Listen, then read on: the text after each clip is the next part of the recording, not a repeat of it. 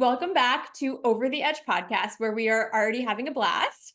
This week, we have a very magical guest star. I want you to welcome Mallory Leone. She is the founder of Four Corners Studio, a multidisciplinary academy where they weave the art, science, and philosophies of folk magic into everyday life.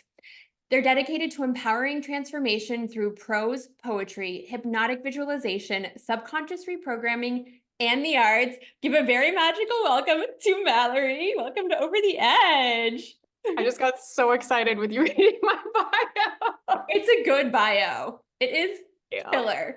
And it also tells you everything that we're going to be talking about today. We're going to be talking about everyday magic. We're going to be talking about spells and rituals. We're going to be talking about astrology. So shout out. I have known Mallory for years, like a long time. Yeah, like 5 or 6 years, like a while. I use Mallory's Wheel of the Year 2024. And it is fantastic. So we're going to talk about a lot of stuff today, but Mallory, welcome. I'm so excited to have you here. Can we first talk about how your magic has developed over the years and what brought you to this point in life? Oh my goodness. It's been a wild ride.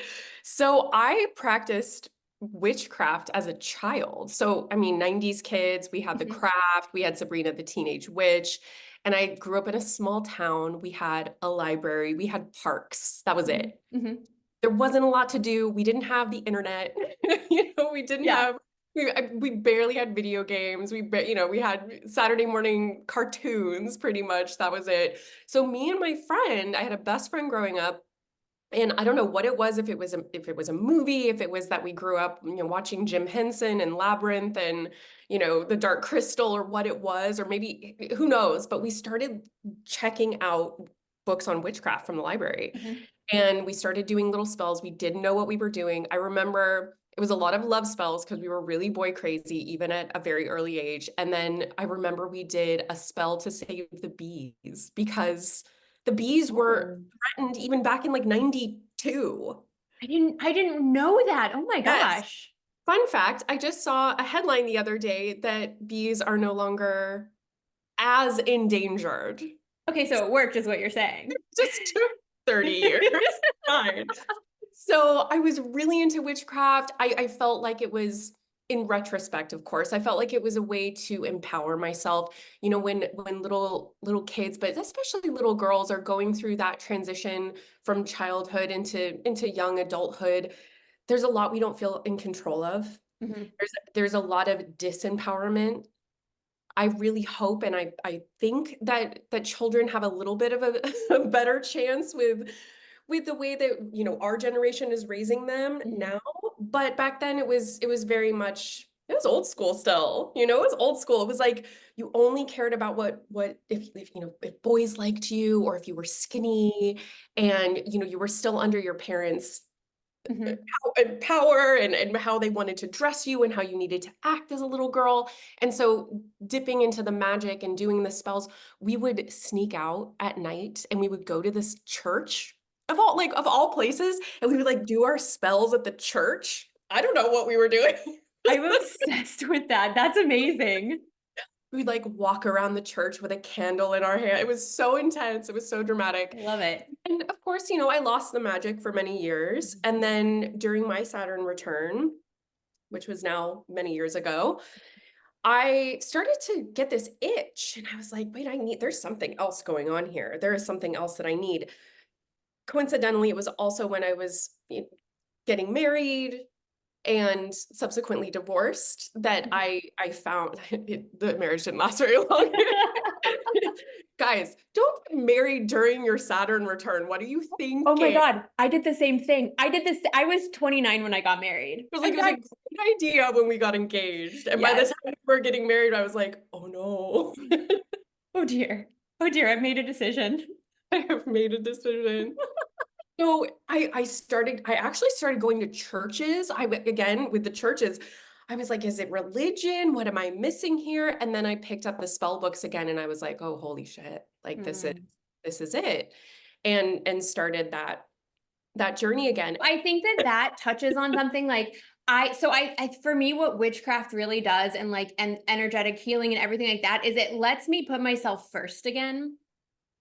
And it puts me back, it gives me back the ability to say, like, I can be number one to myself. I can make decisions for myself first. Mhm. And so I think there's a component there of like letting yourself be number one in your life, which a lot of us don't do because there are a million things going on and there are a million people looking to us and depending on us. And that kind of prioritization can be hard. And if we've been told forever, like, you're not first, let other things be first. It, it's nice to have, it's nice to have something that's like, actually, I can come back to me. I can come back to me again. I can trust myself. I can be my authority. Ooh, I can trust myself. I think that's a Mhm. big one. Even Yeah. if it's just in the context, in the container of that ritual that you're doing that day, you get that for yourself. And Hmm. it's that you're putting, it's in that place that you're putting your oxygen mask on first. Hmm. Because I know a lot of really powerful witches that have children with Yeah. special needs, that have businesses, that have empires. And how do you think they keep it all together and keep their energy in alignment Hmm. to make Yeah. sure that, what's happening in the ether, what's happening in the spiritual world, what's happening in their mind, what's happening in their heart is aligned. Hmm. How to keep that aligned. Yeah. That's how then the creativity flows out, how all the magic flows out. Hmm. And again, it sounds really simple, but it's really hard when we're going in a million different directions. So It is. we have to stay rooted in those rituals as magical people in order to keep that flow going. It's Mhm. all about the energetic flow. That's something I didn't have when I was a kid doing these spells, was I had no concept of A, that witches are the original healers. They're the Mhm. shamans Yeah. of the community. Yeah. And that B, it's all about the energy that you're bringing to a spell. And it's all about how you learn how to move and manipulate energy. That stuff came a lot later in the evolution of my magic. And it came with a lot of different side quests. But Yeah. that's what ultimately I think makes a really powerful magic maker. You don't have to call yourself a witch.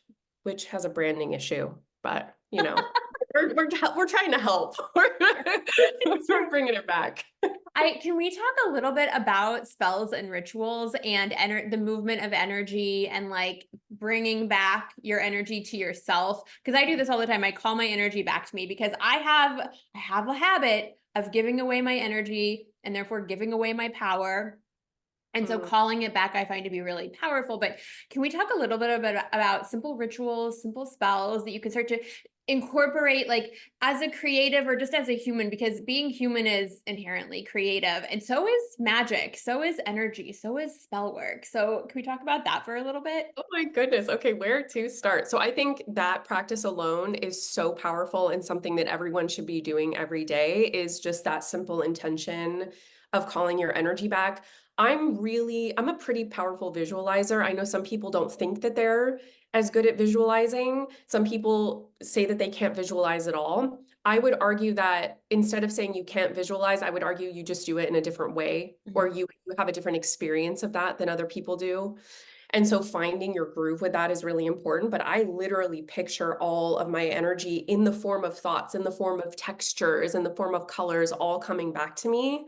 And then the second thing that I do, and I do this every morning in sort of a meditative state, is I then kind of take it through almost a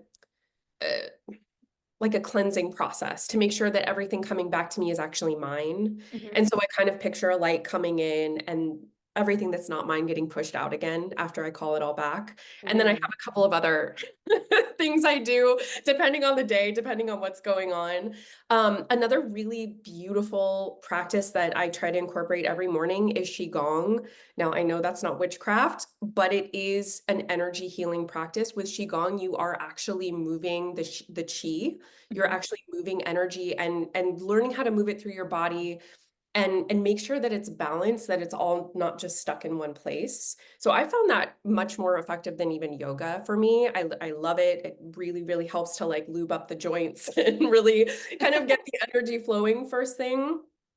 With folk magic, What we're doing with folk magic is we're taking simple things that exist already around you. So you already have an entire apothecary in your kitchen, no matter Mhm. what you have in there. You have your herbs and spices, you have eggs in the fridge, you have, some broth, you have your coffee in the morning, you have your tea, you have cream and honey and cinnamon. You've got a spell.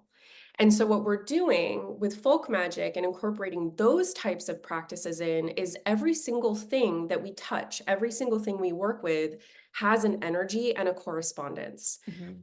What I teach my students is yes, look it up online, do a Google search. What is the correspondence of cinnamon? Okay, it's prosperity, abundance. Okay, great. But then what I want you to do is I want you to put that cinnamon in your coffee and I want you to inhale the aroma and I want you to stir and watch as the little granules move around in the top of the coffee with the cream. And I want you to really get a sense for yourself what that means to you. Mhm. How does that make you feel? Mhm. What associations do you have with cinnamon? And that's the magic. And so as you're stirring that in your coffee, picturing your day ahead, how you want it to go, how you want it to feel, done. That's your spell. And it can be I as simple as that. I love that.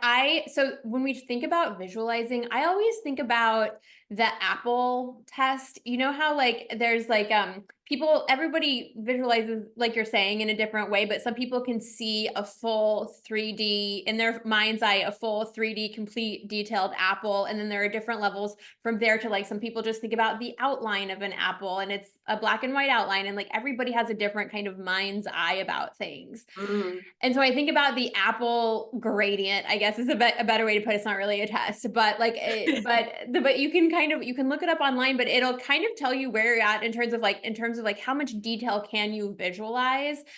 And I think it's nice to know that like with regardless of how much detail you can visualize, you can still visualize, right? You Yes. can still have a mind's eye where you create from that starting point in your mind. Absolutely. And I've worked with people that they're just like, well, I just know there's an apple, or like, I just know things. Uh-huh. Like, fucking fantastic. Like, that sounds Yeah. great. Yeah. They're like, I don't even have to visualize, I just know. And I'm like, okay, then that's what you do. That's That cool. is your clair, that is your superpower. And I think the biggest roadblock when it comes to finding those superpowers in yourself is, unfortunately, it's the esoteric community in a lot of ways. It's getting on TikTok, it's getting on Instagram and looking at other really powerful people and recognizing their power and their magic and then being like, well, that's not how I see things and that's not how I experience life. So I did that for years where I was like, well, this woman is really powerful and really doing really well in her business as a clairvoyant or as a witch or whatever, but like I don't see things how she explains them and I don't have prophetic dreams. I don't. I do not have prophetic dreams. I work within the dream space Mhm. constantly. I heal in the dream space. I process in the dream space, but I don't have dreams that then come true. So, Mhm. like, does that mean I'm not as much of a shaman as someone else? And then there's movies and there's books and there's all of these stories of how we should be seeing things in order to consider ourselves mediums or psychics or incredibly intuitive. And I think this has really gotten in the way of us embracing our own unique Mhm. flavor of magic because we all have it. We all have it. I've worked with so many different types of people and everyone has it. It's just about kind of removing some of those layers of belief systems that we or ideas that we have, accessing the imagination, Mhm. and then you're off to the races, you know, Yes. and Yes. trusting that your imagination is at least something. Mhm. It's it's maybe not the end all be all. It's maybe not, something that you should like always follow 24 hours a day. Like you have to, take care of the kids and you have your day job or whatever, but like knowing that when you want to, your imagination is there for you to access and have fun with and play with. Absolutely. I deeply believe that like we're always tuned in to our channel of creativity and inspiration. Like we don't have to always be creating. We don't always have to be like pulling from it, right? Because we've got lives to live and bills to pay. And we get to a lot however we can do, but it's always there. Like I don't actually believe in a block. Like I'm not into the idea of blocks, but that is also just me. Like I do think there's a different measure for everybody. Like kind of like you were talking about earlier, where there was some time when you were away from your magic and in the whole journey of it. And like same, there was a time when I was encountering conversation around energy and everything that I felt was like a toxic positivity way of looking at everything, which I am not into. Like I'm not into any kind of bypassing. And that repelled me for a while. And the only thing that brought me back was being able to understand it for myself. Like, right, I do think that there is a difference between toxic positivity and simply being optimistic or choosing to reframe things like that. But I do think that there's a measure of it for everybody, right? Like you can decide, create for yourself. So for me, I'm like, if I know that if I choose to believe in a block, I will live in blocks for the rest of my life. So That's that's where I start with that. What about that's you? that's exactly it. That's exactly it. Again, I think it's so cool to look at it from an energetic perspective. And so, say that I am feeling blocked. I'm not identifying as having a block, but I'm feeling. Mm, I actually had a really interesting experience yesterday where, like, my body was pretty tired. So, I didn't feel like working out, but I felt a lot of pent up energy, maybe emotional energy. I was yes. like, I don't even know where this is coming from. So, I didn't feel like journaling because I was like, that doesn't feel right either. Mhm, And so I got outside and I went on a fairly easy hike mhm. and let the energy flow through.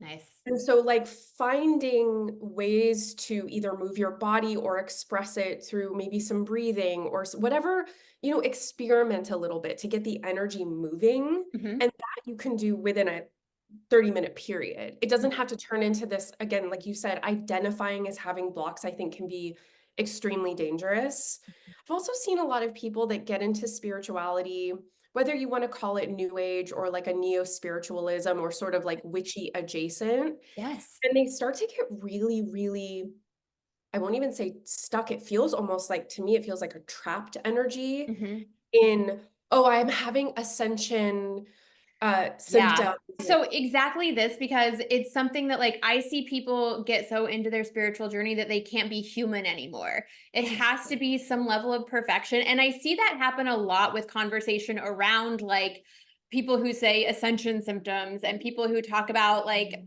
that start to go really deep into it. And I don't want to criticize that because everyone's on their journey, but at the same time, like when it comes to a contest between you and being like a contest in yourself between who you consider your highest self to be and what you consider your human self to be, and you're always like battling it out trying not to be human, that's where I feel like it's a problem, because like why else would we be here but to be human and experience the human things, like go out and mess up and feel the things. Like I see too many people get into like I can't, these like having emotions but trying to not have their emotions because it's such a human thing and they want to be on the spiritual journey and do it so perfectly, and I'm just like I feel like we're getting away from the plot. Like we want to be human. We're here to like let's be human. Let's have some fun with it. Like it's all kind of crazy and weird what we've decided. Like I personally like feel like one of the number one things that we should be doing as humans is enjoying the simple inhaling of breath. Right? Like that to me is such a big deal, and everything else we've made extremely complicated. And I kind of wish we could get back to just the simple enjoyment of like I am breathing and that's a beautiful thing. My feet are on the ground. That's a beautiful thing. And like we've complicated it so much and denied so much for ourselves and told ourselves that if we're feeling human, that is in absence of a spiritual journey. And we have to come back to not feeling human. And it just like bugs me. I'm like, you guys, like, if you're having a conversation telling yourself that you can't be human, there might be a problem with that conversation. Okay, that's Yes. my rant. I love this rant.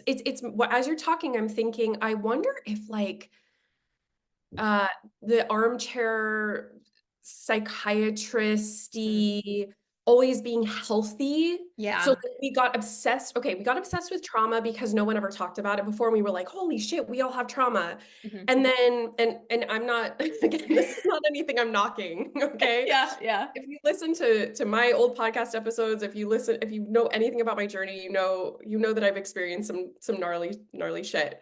I get it. But we got obsessed with trauma and then we got obsessed with healing. And now we're obsessed with what it means to be healthy. I have a story. Yeah.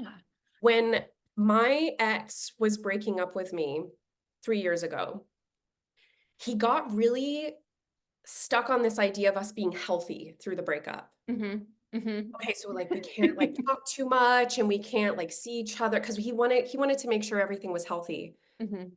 The Mhm. man was dating a mutual friend of ours that he ended up marrying. Oh, how healthy. Oh, how The man healthy. who wanted to be so healthy. I'm just saying that Oh my sometimes God. we latch on to this Mm. idea of healthy. Mhm. It's backwards as fuck. Mhm. And I Mhm. was with a girlfriend on Sunday and we were at the farmer's market and we're like eating fruit and we're eating croissants and we're drinking coffee and she's just like the most beautiful, like witchy human. And we were kind of talking about this concept of healthy. And I was like, I like how it feels to be dramatic. And I like sending the unhinged text. And I Mhm. like what it feels like to like lay in the bed with my lover and get in a fight and cry and then have sex. Like, Mhm. I like how that feels. Mhm. And so, what is healthy anymore? Like, Mhm. if you're not hurting anyone, Mhm. then what's the problem? If you are just feeling the depths of what it is to be human on Mhm. this planet, and Exactly. please do not use your healthy, Mhm. like armchair psychiatry rhetoric with me if what you really mean is something else entirely. Yes, it's too many people leaning into the healthiness of it to really deny like to try and avoid things that would make them feel human, right? And Yes. because it's hard to approach that because you still it's an instinct to approach it and dismantle it, but also an instinct to do it health air quotes healthy. Yes. Yes, and it's pardon me because I'm like single and dating in LA, and so this is always on my mind, but it's the same idea of like it feels like people are looking for like fully baked perfect humans Yeah. and And where? Right? Yeah, how is And that then gonna and work then out? to do anything else to settle for anything other than that is like beneath you and I'm like, wait a minute, what about having the back and forth of with another human being that's like having their human experience and like what can we learn from this? And I'm not telling you to marry the person, but what can we glean from these experiences Mhm, of just being human with another person and learning about where they were hurt and having them listen to how where you were hurt and that's, believe me, I'm not taking a healthy approach with it, but that's my decision and I am learning a lot about myself through the process. mhm. And so can that be a spell? Can Yeah. that be witchcraft? Can that be part of the healing process? Mhm, mhm. I love that. I'll listen to this in a year and see if I still agree. For sure. I love this so much, and it's like such perfect timing because this past week, I've had so many emotions this past week. Like there's a lot going on personally, and so this past week I've had all of the emotions. I had for like 3 days I was really really angry, and then for like 1 or 2 days I was really really really sad, and normally I get very aware of my anger because I get very ashamed of my anger. And so I try to not have my anger, right? I try to reframe my anger, right? And I do like reframing things, but I don't want to avoid anything anymore. So I just let myself be angry for like 3 days. And then I let myself be sad for like a couple of days, which was really uncomfortable because I'm not productive when I'm sad. I am a like feel the full depths, cry on the couch person. And then by like Thursday, I woke up and I was like, "Oh my god, I feel so much better." I let myself have my feelings, the height of my feelings, the depth of my feelings, and that processed them. That let them process on their own, and it felt scary in the moment because in the moment it feels like, "Dang, this feeling's never going to end. I'm just going to be angry forever. I'm just going to be sad forever and I that's not what I want."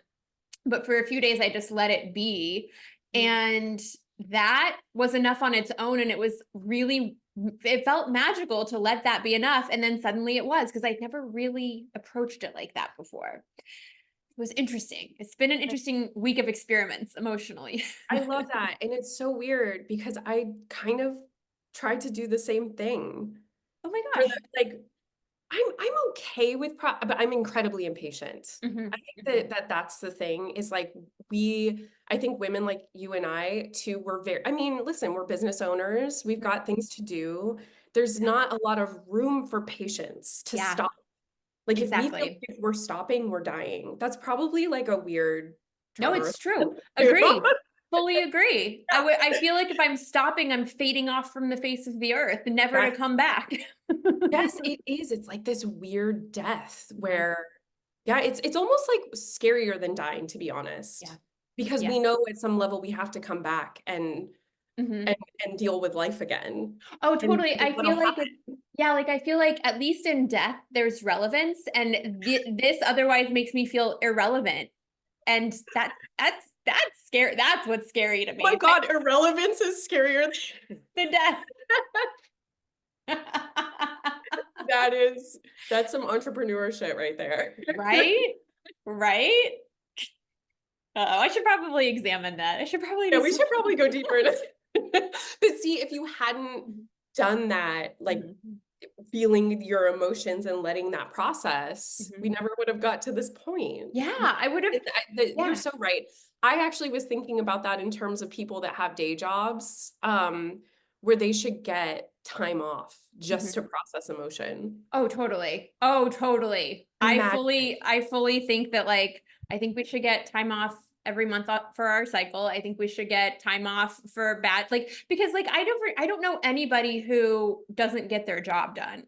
Everybody gets their work done eventually. Like let people have the time that they need because we don't need I definitely have strong opinions. We don't need a 40-hour work week. I'm over it. Like people can do their jobs as they need to do them. If we worked in tune with our body, things would be more productive, dare I Burn say. it all to the ground. You heard Yeah. it here. I will stand by that. Burn it to the ground. It's all a control mechanism. Yeah, It's all control. It has nothing to do with productivity. 100%. nothing at all. It's so frustrating. And it may it's funny I get so frustrated about it because I'm like I forget that like for 10 years I haven't been in a 9 to 5. What am I so mad about? Like it's fine. You're of the people. That's okay. You're I'm like, of the people. I I see a get better it. way. I see a better way for you. It's so Yeah. true. I remember I very vividly, and this isn't to like talk badly about my old workplaces, like especially the last place I worked, I really loved it. I had a great boss. I had great teammates, but I hated that somebody else could dictate my schedule because I was like, I am a fully grown human being and somebody else is telling me where to be and when. Like I hate that. I Mhm. hated it. It felt like infantilizing all of the time to have somebody tell me what my schedule was going to be. And Yep. It feels like someone owns you. it does. It On the does. most like fundamental level. Hmm. And I guess you could change your mindset, but it's really hard to do that when I was just talking to a woman on a walk the other day. She's like in her 60s and she just started doing remote work because she Hmm. does kind of project style work where she's a freelancer and she'll get a big project and then she'll Hmm. be off for a little while and she's like, yeah, I've never really worked on Slack before and I always have to make sure that green dot is green because when you Ooh. log out of Slack it goes gray so they know when you're on. I hate it so much. I hate it so much. Like this is like a 60 some odd year old woman, like It's she's wild. doing her job, like Yeah. Just let doing. people work. My goodness. But I mean that and like going back to the creativity conversation, I think you're 100% right where moving with the ebbs and flows of your own energy and emotion is a game changer. And if anyone is listening to this and has the means or the an idea about how to incorporate that into a corporate work structure, please do it. Like Right? can this be a thing that we introduce into the corporate work structure? I mean, Yeah. people would be so much healthier and so much happier and so much more creative. I can't even imagine the things that would be ideated and Yeah. created from something like that. Because our body, like we are nature. Our Mhm. bodies have seasons throughout the day, throughout the week, throughout the month. And being able to tap into that more. That would Do you know what I've been doing lately is so I go to acupuncture regularly, which has been so helpful. And what I've started doing in acupuncture is cupping. mm, And the way we've been cupping is we're targeting it targets your muscles in an interesting way, or really like what's between your muscles in an interesting way. Like if you're listening and wondering what's up with that, it's pretty cool. And lately, the target areas that we've been doing on my back have been releasing years of tension and anger. And that's part of why I spent like 3 full days like being completely like just so mad, is because it's finally releasing from like the deepest areas of my muscles. And it's coming to the surface and it's such a weird, wild experience, but highly recommend it. So anyway, it's so interesting, like when you actually start to work with your energy and the rhythms and the flows and you let things come up for you and you create when you're ready to create and you feel when you're ready to feel. It creates such a different experience in your whole world. Like your whole world starts to shift and it's been wild to observe that. Yes, I love that so much. I love that so much. So I have a question for you. Okay. So with that in mind, something that came to me as you were talking was, okay, does that mean we only create when we feel the inspiration to create, See, that's a good question. right? Right, because there are a lot of prolific artists that are just everyday artists that we think of when we think of artists that would just create all day every day, and it would not be, it seems like it would not was not a judgment on their part of whether or not they liked what they were creating or they felt like it was good what they were creating, but they were simply creating. When we don't have the screens, when we don't have when we don't have the conversation around what we should or should not be doing being so prevalent in our everyday lives, because we are really, especially with social media, like that conversation is there every single day and we're seeing other people create every day, so we're like, I should be creating. I am not necessarily a proponent of create when you feel like creating. I'm actually a little bit more of a proponent of create all day, every day, as you have time, as you can truly fit it into your schedule, because sometimes you can't, but sometimes you can, and see what happens, see what comes up. Now, I say that. Do I do that? Different question. I'm 100% with you. So then it becomes this kind of two-pronged or two-pillared thing where you're keeping an eye on your energy, making sure energy is flowing. Mhm, However you do that, whether it's through, you can do that for free with qigong exercises on YouTube, you can do the cupping, you can hire help. mhm, You can, I mean, I love my therapist. Huge mhm. fan. Same. Uh, Huge fan of my own therapist too. and so whatever you need to do to keep that energy flowing and moving, at the same time, you're not necessarily waiting for inspiration to hit. Mhm, You are the catalyst for your own creation mhm, process. That's really important to me because, again, I have seen a lot of people, myself included, that wait to feel mhm, something, like to feel mhm, the spark. And then when it doesn't come, weeks and months and years pass, and you're like, holy shit, I'm not doing the things that I want to do. And so I'm the same way where, like, I will just kind of make myself sit in the creation process. Um, or something else I like to do is whatever your art form is. So I'm a writer mostly. I will read another poet's work or mhm. like another person's work, and I kid you not, within 30 seconds I have to put the book down because I'm so inspired to go create. Yes. So Yes. I think we can, coming back to sort of the body as your pendulum, Mm, you're tuning into the body as, okay, what do you need right now? So when I talk about morning practices with my students, the first thing we have to do is tune in and go, what is going on? Are we feeling depleted or do we feel like there's too much? So if mhm, you're feeling depleted, then we need to bring some things in mhm. and work with the balance there. If you're feeling too much going on, we need to do a release practice of Ooh, some sort. mhm, So it's not prescriptive, like there's not one thing that's prescriptive for everyone. You have to kind of play around. This is part of the whole process of getting to know yourself, your body, your own your own ways of attuning to the world around you and co-creating with the energies around you. And that's mm, why I'm so dedicated to teaching people magic in the ways that work for them and not some prescriptive practice. In Hermeticism, in other types of ceremonial witchcraft or sorcery, there's really prescriptive, really intense rituals. Girl, there's some rituals where if you have to do like an hour-long setup that's before you can even amazing. get into the spell. It's amazing. There are hierarchies in some of these traditions where you are not considered a, Mhm, high priestess or priest or whatever until you've worked your way up. mhm, And when I saw that, when I was just starting out, I was like, cool, cool, cool, cool, cool. We love that. We love that for them. And honestly, like, there's a lot to magic, and it should be, but it should be your own hierarchy. It should be mhm, within you where you say you're at, what you're comfortable with. Be honest with yourself, be real with yourself. mhm. If there's a spell that freaks you out and you're not ready for it yet, don't do it. Yeah. Work your way up. Yeah. But really teaching people how to tune into their own true north and using their body and their systems as, what is the word I'm looking for? It's like as a like almost like a honing device of like, Mhm. where am I at right now, Yeah. and what exactly do I need to be working with? Because Ugh, I I go love back that. and forth all the time. Sometimes right now I just went back into an herbal phase. I'm Mm. obsessed. I'm making like big herbal potions every day and drinking them and like playing with my herbs and smelling my herbs and talking to my herbs. And then sometimes I won't touch herbs for months, and then I'll get really back into divination. But I'll go months and months and months at a time without touching a tarot deck or a pendulum or anything. I'm like, I don't want to know. You know No. what?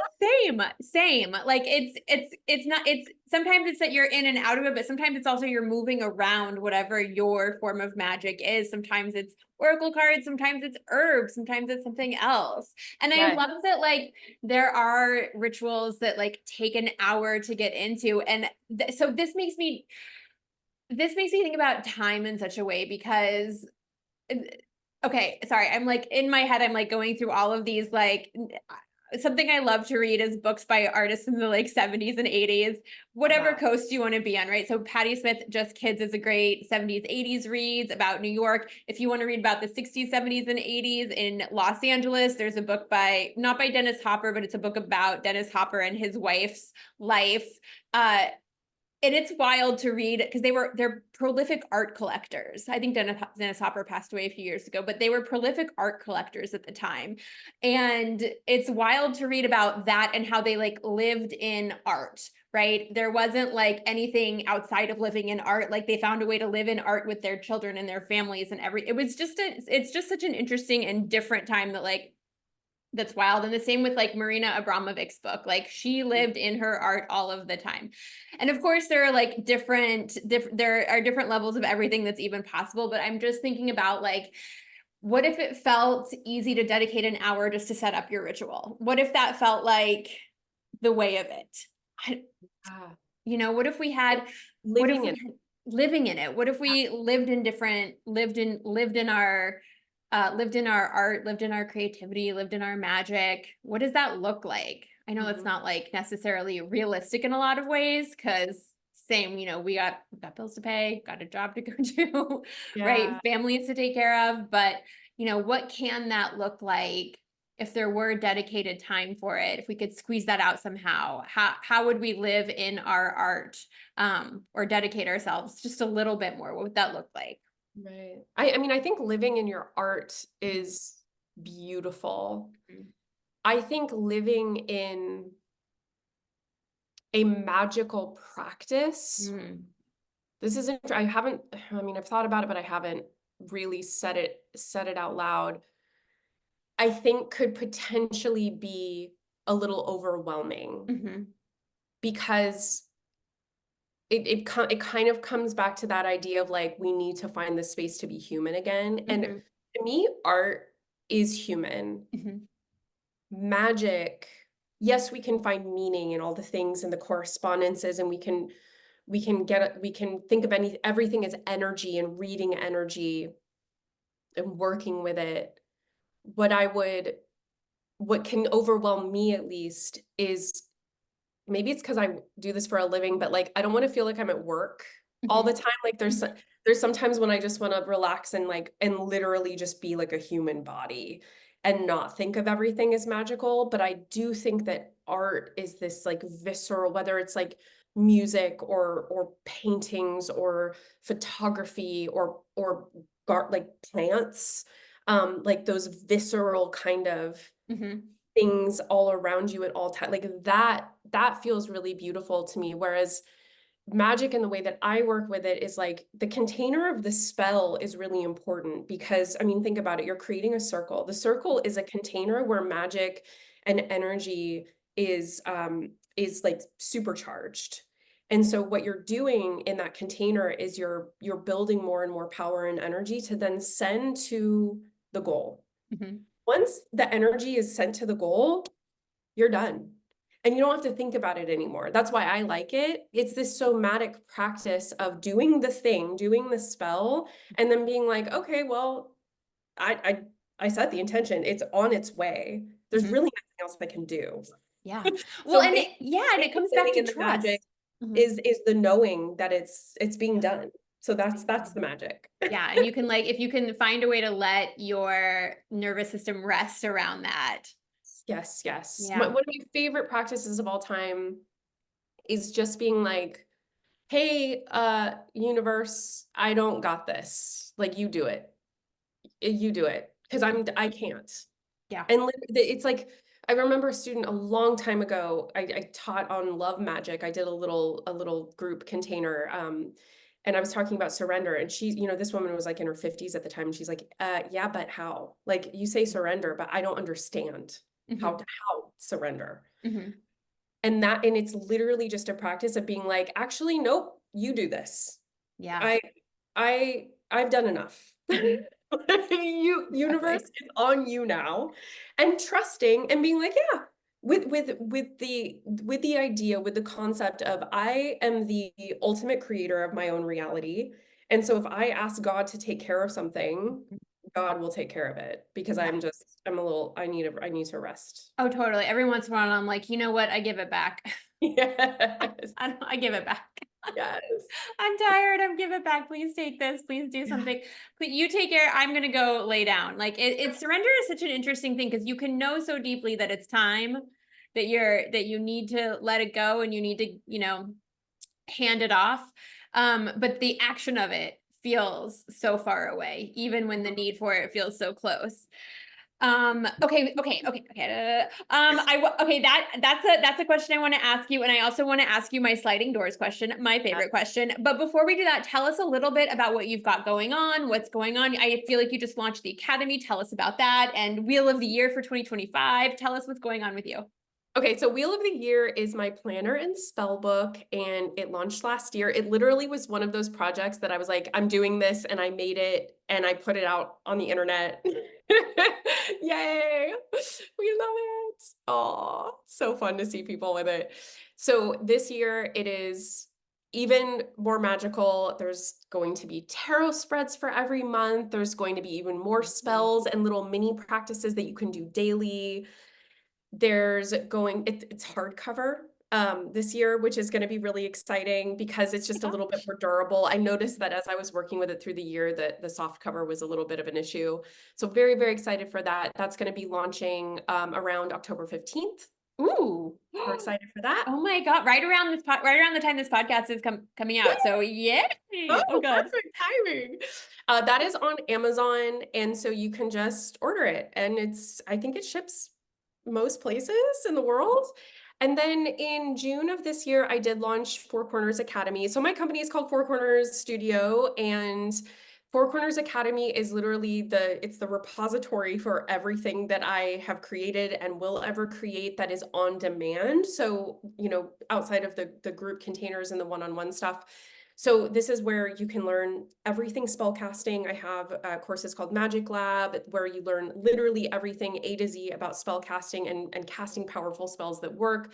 There's cord removal ceremonies, walking you through every single thing you need to know about energetic cords and removing those cords and rebuilding cords and connections, spirit guide meditations, there's potions, like everything lives inside of the academy.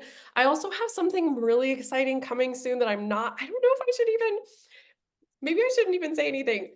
Keep your eyes out because it's a little bit more high touch. It's a little bit, you'll have more interaction with me so that you can ask questions and get some spiritual coaching. I'm very, very excited for that. That'll probably launch around Samhain of this year, Ooh, which is it's the Sabbath that is Halloween. It's Halloween, but I in the love pagan that. tradition, it's called Samhain.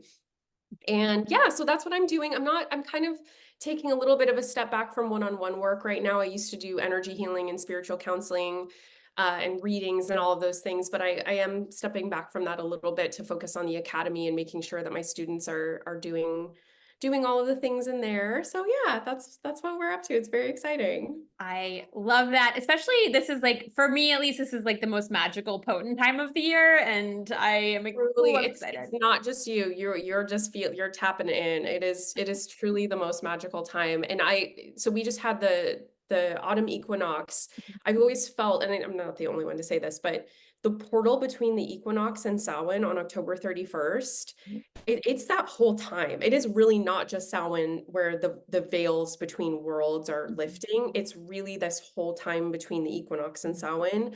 We also happen to be in this really powerful eclipse portal. Help. Dude, let me tell you. And I always say, like, hit. I don't like to make astrology scary or intimidating. All I'll say about astrology is that if you feel like things are hard, it probably means you either have something to process and let go of, or you're not on path. Mm. I hate to say it, and it's for me too. Like, I'm feeling not on path in some ways, and the eclipse will shake your shit up like a snow globe, Yeah, and you for don't know where it's sure. gonna land. Yeah, for sure. It's done. And so, there's a lot of people that will kind of freak you out or say scary things about eclipses, and they'll be like, don't do any magic, don't do any manifesting. I don't know if I give a shit about that. Like, if you want to manifest during an eclipse, manifest. What they say is that the energy of the eclipse will kind of like latch on to the manifestation. So if it's a chaotic eclipse, then the manifestation could be chaotic. Whatever. I don't know.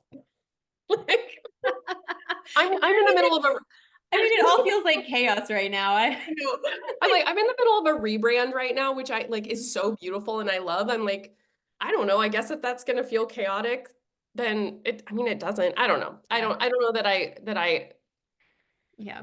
you're But also, tall. like, we all have such different thresholds for chaos and like what we can handle. And sometimes like the chaos of it all is, I don't know, inspirational in a way. Like I it like really I like gets to feel things, okay? moving. Yeah.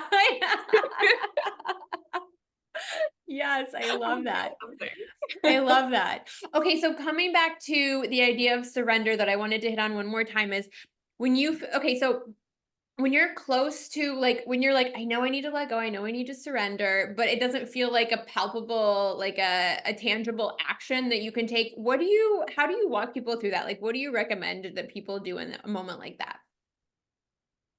I mean, the best surrender or the best cases of surrender that I've had is when life kicks me in the tits so hard that I have to. Yeah. So Yeah. I guess what I would say is you can either wait for that Mm-hmm. to where Mm-hmm. you're so depleted that you are literally forced into surrender, Mm-hmm. or you start to incorporate some sort of regular practice or ritual Mm-hmm. that softens you to it, that Mm-hmm. softens you to the surrender. And literally that can be as simple as closing your eyes and I picture, like, I'll put my hands out and I'll picture whatever it is. Like, for my friends that, are looking for work or they don't feel like jobs are coming in or clients, and I want you to picture it in your hands and I want you to give it. Mm-hmm. So raise it up and give it to the universe and be like, hey, Yeah. I don't know what else to do. Mm-hmm. Another thing I'll do in meditation I'll get really, really still and silent and I'll ask for the next best step.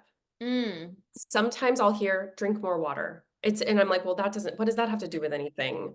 But then I drink more water. I do whatever it tells me to do. Mm-hmm. And again, we're going with the first instinct here. We're letting our imagination run. Mm-hmm. This isn't about filling up our schedule with more shit to do. It's about feeling through what needs to happen next in a really real and authentic way. And sometimes I'll hear you need to stop and you need to like go lay down and watch, Emily in Paris for 5 hours. And I'm like, Yeah. absolutely not. I will not do that. I have shit to do and I'll ignore it. So you Yeah. can ignore it too. Yeah. Yeah. And guess what though? I'm probably gonna like be forced into bed Mm-hmm. at some point to just watch TV for 4 hours Yeah. because that is what my body needs. So Mm-hmm. you can either wait for your body to force you into surrender, or you can ask for those daily, hey, what is it that you want me to do right now? Mm-hmm. What is what Yeah. is, Yeah. And then I would say what we talked about at the top of like getting that energy flowing in a Mm-hmm. really sort of visceral, tangible way, whether it's like qigong or just walking or the cupping, acupuncture. I think that's very underrated in the spiritual community. You know, these yogis, Mhm. they do yoga for hours as preparation for meditation. That's amazing. You know, So it's like interesting. we're Yeah. doing the physical Mhm. so that we can prep our physical bodies to receive Mm. that flow through meditation. Yeah. And so I think that's a pretty underrated practice as well. We got to keep that energy moving. I love that.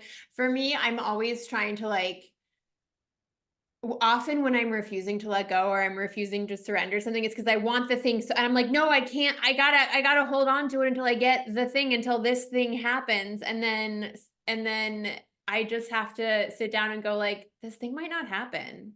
And I need to be okay with that. Like my life will find a way regardless. And usually as soon as I go like, fine, it's not gonna happen, it's fine, it becomes Exactly. resolved. Everything ends up fine. 100%. Mhm. That's exactly it. It's just like the age old, like, well, when I stopped looking for love, I ran Mhm. into someone at the grocery store or whatever. But you can't fake it. You have to actually That's legitimately stop that's it. caring. Yeah, that's the And secret to it is that you is really do. 100%. I Yeah. had the wildest story that I ever had of that was, I was on set and I was like my biggest shoot ever, and I was on set and we were moving from location to location. We were in a sandwich shop. I put my phone down. We shot. I walked out the door, went, "Oh my God, my phone." I turned around and walked in the door and my phone was just gone. And I was like, "Oh crap, like that's not good." And it was the middle of the shoot day. We couldn't stop for an hour and look for it. We stopped for maybe like 5 to 10 minutes to look for it, and then we just weren't finding it. And I was like, "Okay, well, my phone it's gone. I have to worry about this later." And so I went to the next location we had 3 models on set. I grabbed 2 of them, went to the next location, and that part was really fast. We were gone 20 minutes, and we were driving back to, like, the hub of everything, and we drove back. I put my car in park, and I just went to myself like, God, I let go of my phone. It's just gone. I let go of it. And it was a true release kind of moment, and I put my car in park, let go of my phone, step out of my car, and the one model that hadn't come with, there was this holding my phone, waving it around, and I was like, "Oh my God," like, and thinking like, "Oh, he found it, like, that's so cool, it came right back." And do you know what he did? He had, in that 20 minutes, gone to the security office, found the footage from the restaurant when we were shooting, saw somebody steal my phone on the camera, recognized the shirt of the person as being from a business next door, went to the business, confronted the person. It wasn't even a big confrontation. He was like, "Hey man, do you have something that isn't yours?" And the guy was like, "Yeah," and like gave my phone back to him. And like as he got back to set, it was when I was pulling in and parking, which I'm just like, that's wild. That's a That truly is wild. wild.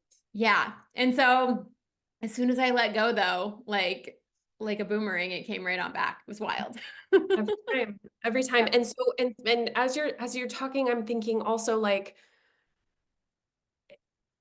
maybe another way to let go is to find, Mhm. okay, so like a business, Mhm. my business isn't earning money. And so you're doing you're doing the most. You're writing all the emails, you're posting on social media. And then one day you're just like, okay, I surrender, I give up. There's a part of you that gives up. Well, you can't really do that, right? So maybe the switch in that moment is, okay, I give up pushing, Mhm. but I'm going to switch to doing this from love and joy. Yeah. Same for like weight loss. A lot of people, they want Mm. to lose weight or they want to get fit or whatever. And they're pushing and they're pushing and they're holding and they're clenching and and they can't lose a pound or they can't lose the inflammation. And the second they just go, okay, fine. I don't give a shit what my stomach looks like, but I'm going to do this for me because it feels good. Mhm. That is also a form of surrender. Mhm. Yeah, and Yeah. when you surrendered in that moment, you did that almost, I mean, correct me if I'm wrong, but it's almost like out of love for yourself of like, Yeah. I'm not going to beat myself up that I got my phone stolen. I am not gonna like ruminate on this. I'm not Yes. this is what it is. I can go buy a new phone. It's gonna be annoying, but I can do it. It's fine. Everything's fine. Yep. And let's just move forward. And it was wild to me how quickly everything resolved Yeah. itself as soon as I got into that space. So maybe it's not as like a giving up as much as it Mhm. is a switching from self-flagellation to self-love Yes. and like acceptance of a situation. Yeah. And I've definitely done this before with like depression Mhm. or you know my financial situation or whatever it is like I remember sitting once and being like, what if I feel depressed forever? What would my life look like if I'm just sad all the time forever? Mhm. And I kind of got good with it. And I was like, okay, well, I've gotten this far with it and I'm fine. Mhm. I'm sad, but I'm fine. And then that it like loosened something in me. It was a self-acceptance moment. Yeah. Like this is Yeah. just who you are. Yeah. And maybe you're not as happy go lucky as some other people or how they portray themselves to be, but you're you. And that's beautiful. And people love you, Yeah. even though Yeah. you're sad. That's And that's what it is. It's the surrender is acceptance. yes. Okay, we got it. We got there. We figured it out. We figured it out. Good job, us. Before you go, I would love to know. So, if you are a new listener here, I always ask my sliding doors question. It is my favorite question. If you don't know what sliding doors is, it is like a it's a late 90s Gwyneth Paltrow vehicle that is kind of on the radar, but not really. Anyway, basically, Gwyneth Paltrow plays a woman who experience whose life takes a parallel path. And you see her going home from work in the movie, and she makes the train and gets home and catches her boyfriend cheating on her, and then her life goes from there. And then things reverse, and you go back to the moment and where she is running toward the train, and she misses the train. She does not make it home to catch her boyfriend, and then you see her life unfolding from there, and the movie just runs next to each other with what happens in these two different timelines. And that to me is always fascinated, because the way her life unfolds so differently from missing a train or not missing a train. And so my sliding doors question is, what is one small thing that has happened in your life that has changed everything, even if it felt insignificant at the time? Oh my goodness. I mean, everything feels really significant now, right? Hmm. I'm trying to think. Okay, okay. This actually doesn't have as it kind of has something to do with witchcraft and the magic stuff. I got a job when I was like 20. Oh my gosh, there's so many now that I'm thinking. I was living in Texas with this guy and the relationship was pretty toxic. So I left, I came back to California. I ended up getting this job at an office at a biotech company. And there was a woman who we had huge cubicles, and there was a woman who sat across from me, but there's a wall, like a cubicle wall, but I could hear her talk. And like there was this one specific moment. She was a biologist, she was a PhD, and she was so fucking cool. Where I could have had my headphones on, I could have been talking to a coworker, I could have been in a meeting, but this one moment when I was overhearing her explain like a specific study to a colleague, and I was like, you are so cool. I want to be just like you. And so I went back to school. I Oh, went back to wow. school to be a doctor. I wanted to, so I started doing pre-med courses. Mhm.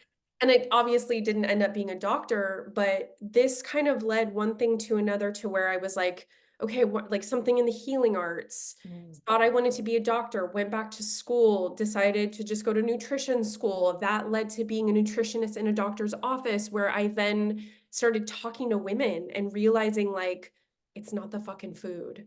Mhm. And that led to the spiritual journey and the emotional spiritual part of things, which then I was like, oh, I was never a doctor. I was a witch the entire time. Ooh. So Wild. Yeah. the visions of me making medicine, of me helping people, Mhm. all of that was me being a witch and a healer, but not in the context of being a doctor. Mhm. Oh, wow. And that was all by overhearing Kate talk about her badass science shit from the other side of my cube. That is major. Isn't that wild? It's just one random thing that happens one day and it just completely shifts the whole trajectory of your life and you don't even realize it yet. The way it sticks in your mind too of this moment. Yeah. Yeah. It feels so clear. Like you can always go back to that moment and feel that moment again. Incredible. Great question. Everyone go watch Sliding Doors. It's I amazing. love that movie. It really is a good movie. Oh my God. I remember watching it when it came out and being like, wow, life really turns on a dime, doesn't it? Like butterfly effect, very real. This is insane. But it felt, but I think it was the first time it stuck in my brain because it was the first time I ever really thought about like, how many different directions can your life go in and what really influences that? And I spent a lot of time thinking about that as, what was it, the late 90s? I was like 15 or 16. I was not grown up enough to understand what I was thinking about, but I was thinking about it. Watch it. See how I feel about it. Highly recommend. Mallory, thank you so much for being here today. All of the links are going to be in the show notes, everything that Mallory is talking about. If you want to know more, go to the show notes. The links are there. Plus, a link to, I recommend people sign up for your email list all the time. I love your email list. Highly recommend it. So go check that out. Thank you so much for being here today. Thank you. Amazing.